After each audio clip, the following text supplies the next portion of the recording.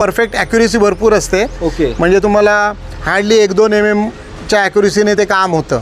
त्यामुळे तुम्हाला कुठेही माणसाचं इंटरव्हेन्शन राहत नाही की माणसाने बाबा वाकडं लावलं, भिंत वाकडी केली, असा काही विषय होत नाही. हे सगळं मशीनद्वारे होत असल्या कारणाने ह्यामध्ये परफेक्शन आणि क्वालिटी चांगली मिळते. त्यात सगळ्यात मोठा ॲडव्हान्टेज म्हणजे डिझाईनचा.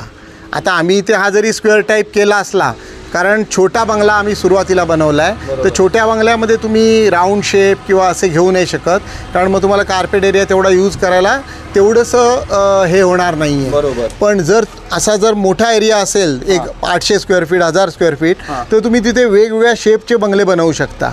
ते तुम्हाला कोणतेही रिस्ट्रिक्शन नाही, तुम्ही जे शेप ठरवाल ते करू शकता.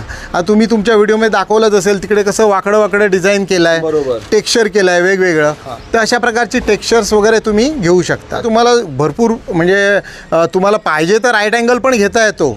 पण इथे जर आपल्याकडे आहे फॅसिलिटी की आपल्याला वेगवेगळे शेप हाफ राऊंडमध्ये घेता येणारे आहेत.